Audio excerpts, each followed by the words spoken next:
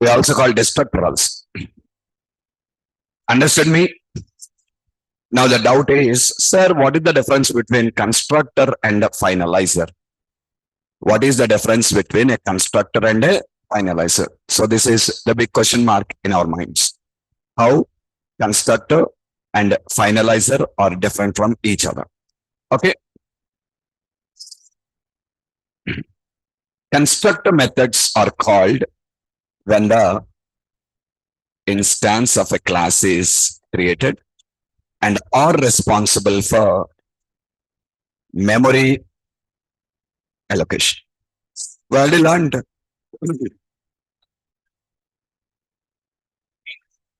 We already learned about this. I'm not telling any new thing. Constructors are basically responsible for memory allocation. Memory allocation. Reinitializing builds when memory allocates now. Okay, when they're called, instance is created and responsible for allocation of memory. Okay, responsible for memory allocation. Whereas finalizers are called when the instance of a class is destroyed and are responsible for memory or releasing of the memory.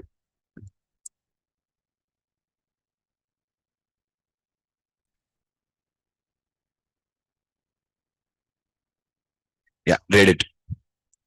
Where finalizers are called when instance of a class is destroyed. When instance of a class is destroyed and are responsible for releasing of the memory. Means what is the meaning? Both of them are working opposite now. One will allocate, one will release the memory. Releasing means deallocating, which means both these methods works in opposite to each other. They work in opposite to each other now. Are you clear? Next. See, few important things here, remember. Both constructor and finalizer are specific to a class which are not inherited to their child classes. Alright, when I explained about constructors, I said you this point here. Constructor is specific to a class. A constructor of a class is never inherited to child class. I said you an example also. Few things of the parent are not inherited by the children, like qualifications, degrees. Are you clear? Any doctorates, any government awards? These are never going to be the children. They're specific. That's all. Okay, now. So these constructors and finalizers also comes in the same category. A constructor of a class is never inherited to the child class. A parent class constructor never becomes a child class constructor. Child class is required to define his own constructor. That only I said you. If your father is a doctor, you are not a doctor. Yes or not? Okay, if your father is a doctor, you are not a doctor. Maximum you can start a medical store there, that's all. Okay, but you don't become a doctor. So exactly, your parent class constructor never becomes a child class constructor. Child class requires a constructor on its own now. Point clearer or not? So both constructor and finalizer are specific to a class which are not inherited to their child classes. Okay, next. Constructor can have modifiers like public, private, static, etc. Whereas finalizers cannot have any modifiers. We cannot use any modifier in a finalizer. Okay, now next. Constructor can have parameters, so can be overloaded, whereas finalizers cannot have any parameters and so cannot be overloaded.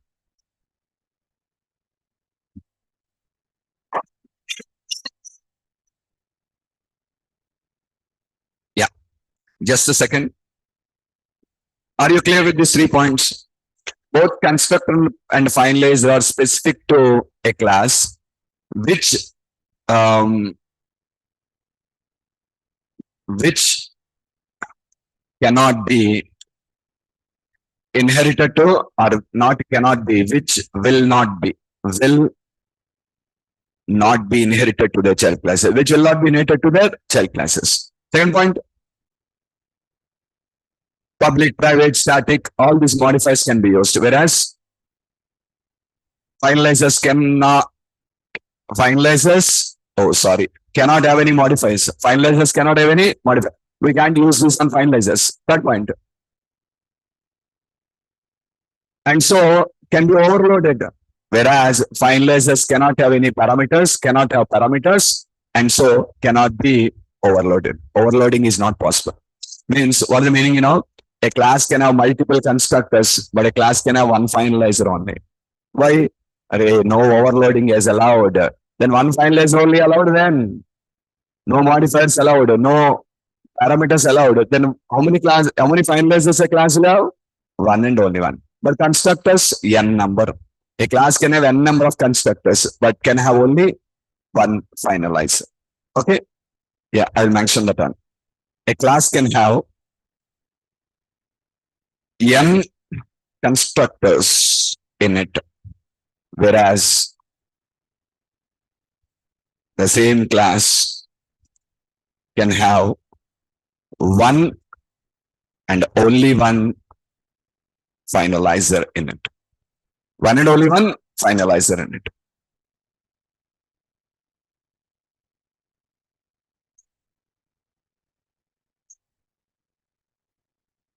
It is cannot, corrected that one. It is cannot only. Okay? Yeah. A class can have n constructors in it, whereas the same class can have one and only one finalizer in it. Is that clear? Very important. This point. Now, just again, let's focus more on this. What is it?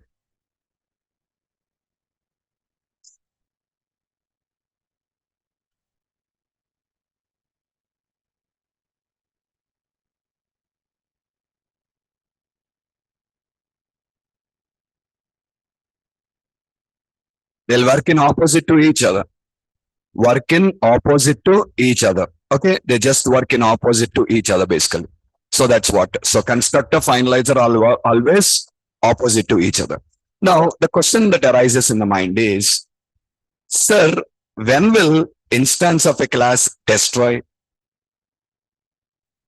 Are you getting my point? When will instance of a class destroy? And then who will destroy the instance of a class? Who will create the instance of a class? We will create. Yes or not? But we never destroyed the instance of a class. We only learned about creating, but we never learned about destroying. Sir, you said na assigning null. No, I did not say. I said about dereferencing an instance. I did not say about destroying an instance at all. What did I say? Assigning null is dereferencing. I did not talk about destroying at all. So now the first question that comes in the mind is, who will destroy the instance of a class?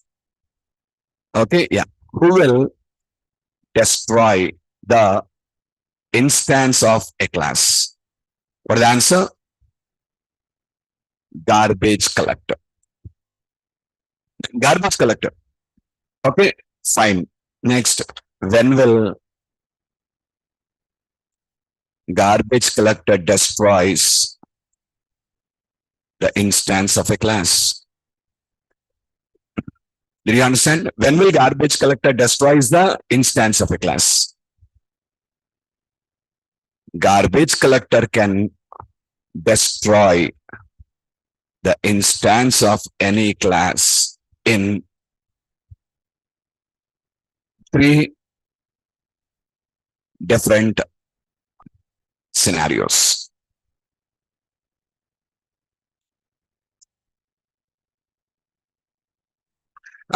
Garbage collector will destroy instance of any class in three different scenarios. Otherwise, let's make it as can destroy, not will destroy. Can destroy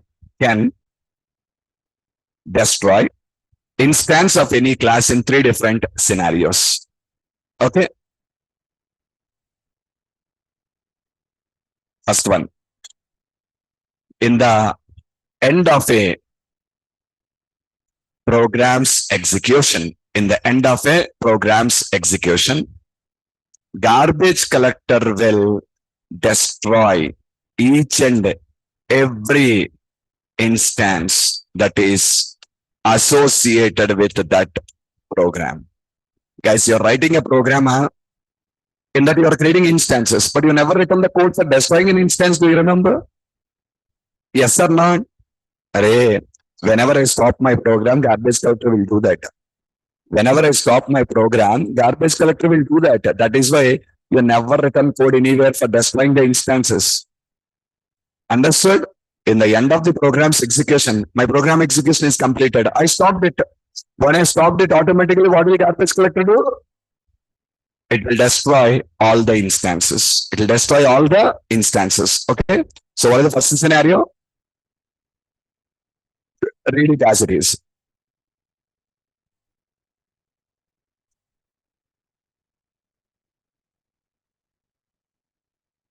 Each and every instance that is associated with the program. I'll show you practically. Hold on. Unfortunately, we cannot see the execution of a finalizer in .NET Core. Unfortunately, we cannot see the execution of a finalizer in .NET Core. Microsoft listed in the documentation, but did not tell any reason for that, why they are not able to show that. But we cannot see the execution of a finalizer in .NET Core. But it executes. But suppose you write any print statements or anything, that won't be executed. Are you getting my point or not? Generally, if you want to see the execution of anything, what you'll do, you'll go there and write a print statement so that if you execute the print statement, will print for us. In .NET Core also it will execute, no doubt, execution will happen. But if at all I write any print statements, we cannot see the output of them. Okay. For this reason, I want to show you the execution of a finalizer with a framework project.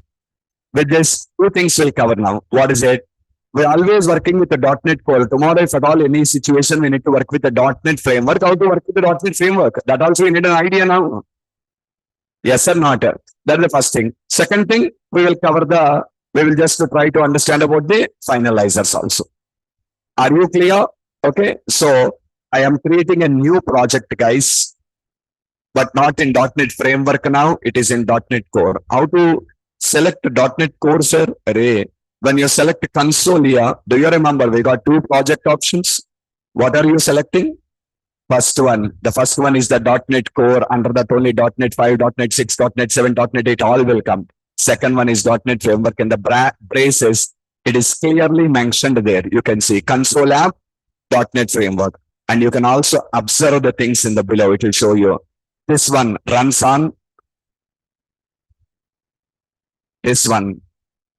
We learned in the starting classes, framework runs only on Windows. It doesn't run on any other operating system. Okay, now?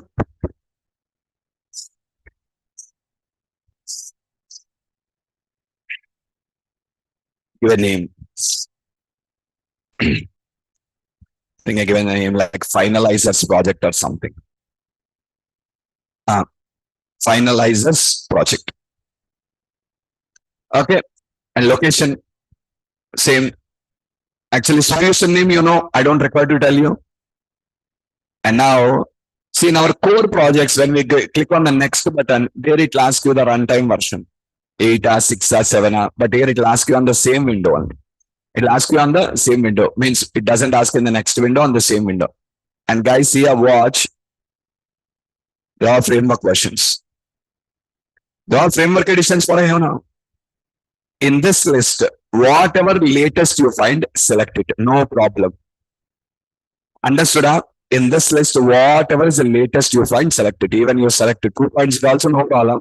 But whatever the latest, select it. No issues. Okay. And click on create button.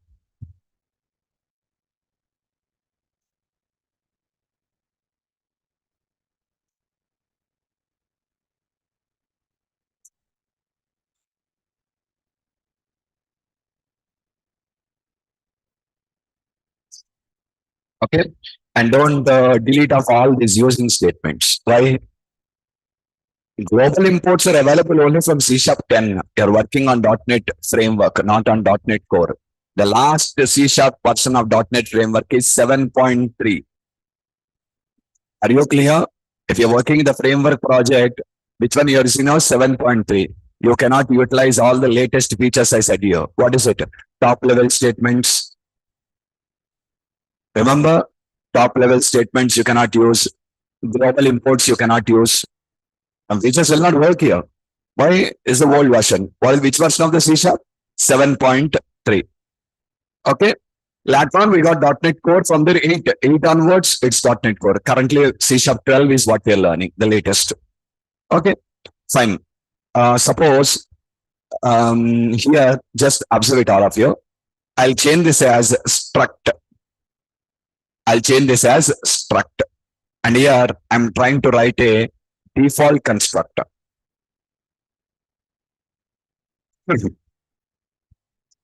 And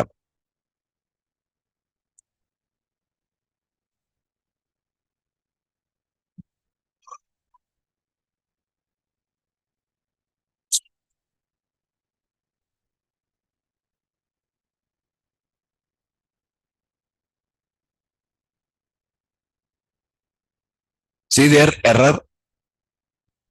When I explained you what structures I taught you, until C Sharp 9, default constructors cannot be defined in a structure. You can only define parameter. From C Sharp 10 onwards, default parameters both can be defined, but until 9, you can define only you can define only parameterized and default cannot be defined.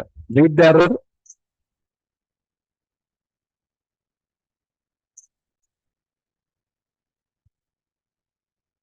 See the version it is telling you, see.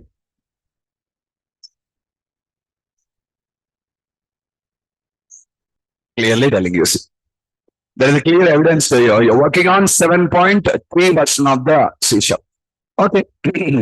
Just let me change to class. When I change to class, everything works now. Okay. Yeah. What is the name of the class? Program. Program is the name of the class. Actually, I want to change this name to Destructor Demo. Something. Let's like Constructor Demo. I want to name it as a Destructor Demo. I said, you remember, and you want to rename a class, don't rename the class, rename the file. Okay. So open this program, just go for rename best demo 1. And it'll ask you, shall I rename everything related to this? Rename. Okay, now let's write one constructor in the class now. Let's write one constructor in the class and also one finalizer. Okay. See, constructor called means what the meaning? Now see guys, I'm writing a finalizer and finalizer called means what the meaning, you know? That's what constructors are called when the instance of a class is destroyed. So problem I said you is you can try, if you try the same thing in .NET Core, you won't see the finalizer output on screen. Finalizers will execute, but print statements won't execute. That is why I'm showing you .NET framework. Okay now? Well, now let me come to main. And here I wanted to create some instances of my class now. I wanted to create some instances to my class. How many I created? 3 instances. Console.WriteLine. Hey, the coding is same like your code only. Nothing changed. See? Yes or not? Only thing is some features will not work here. That's all. Because they are old one. But other than that, using statement all are same. If I remove using errors. In our projects, we are not writing using system because we have a global import. But here, the global import is not there.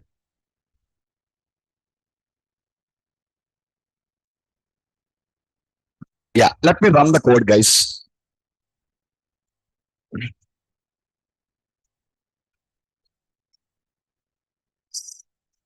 3 instances created. What did you write in your code? You created 3 instances created. What is executing now? What is executing now?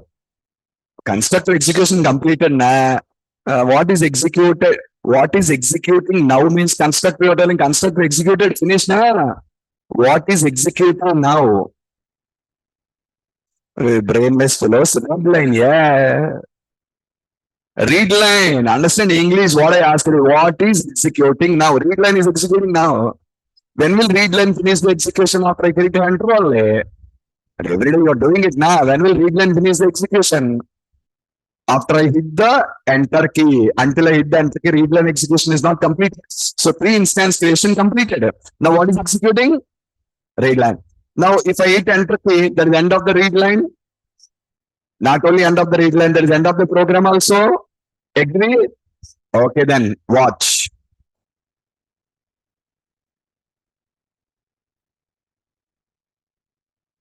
Are you clear? This is what I said. You read it now.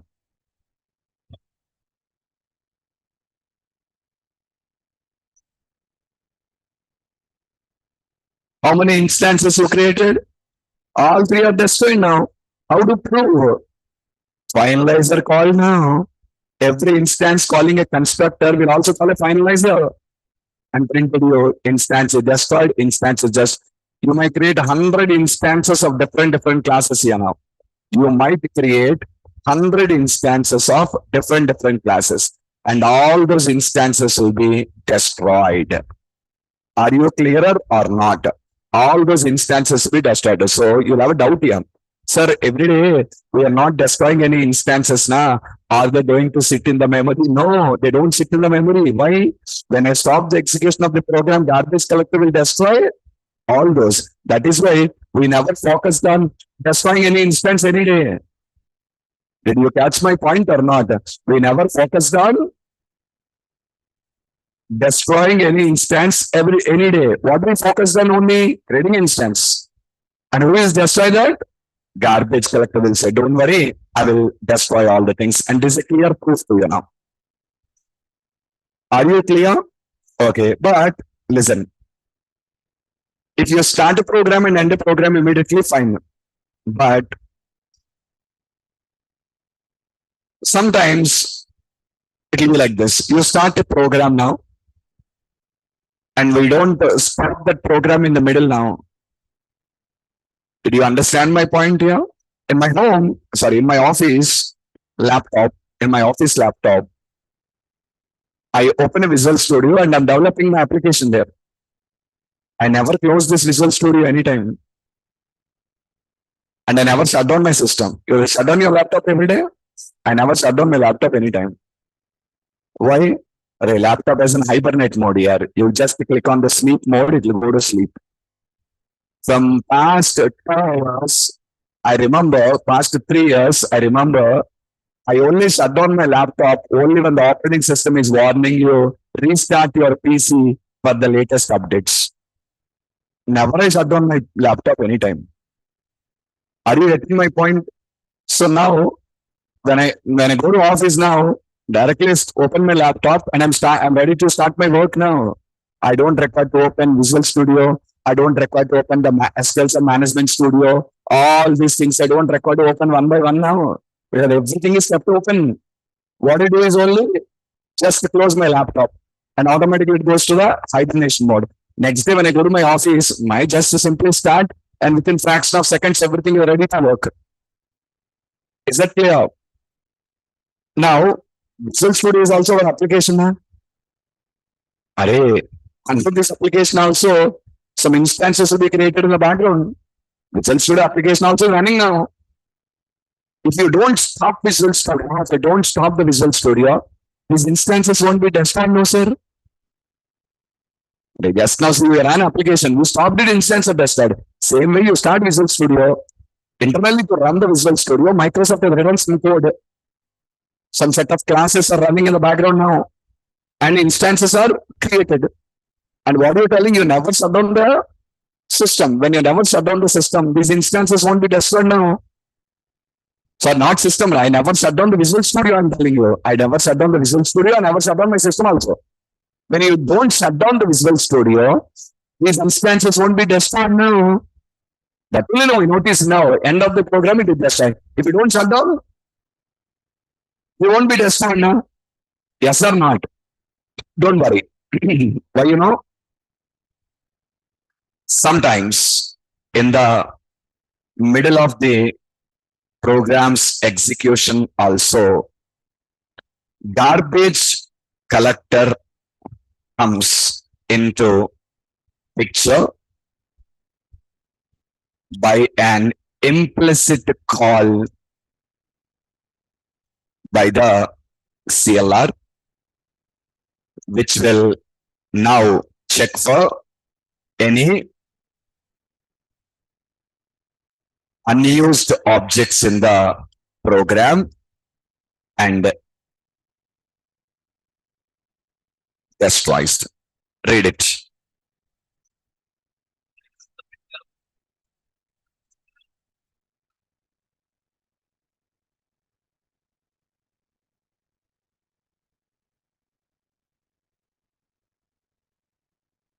Okay, sometimes in the middle of your program's execution, also, garbage collector comes into picture. Garbage collector comes into picture with an implicit call, by the CLR, which will now check for any unused objects in the program and destroys them. What did it check for? Unused objects in the program and destroys them. Did you understand or not? It will check for the unused objects and destroys those unused objects basically. Okay, this is going to happen in the middle of program's execution, not end of the program. When is it?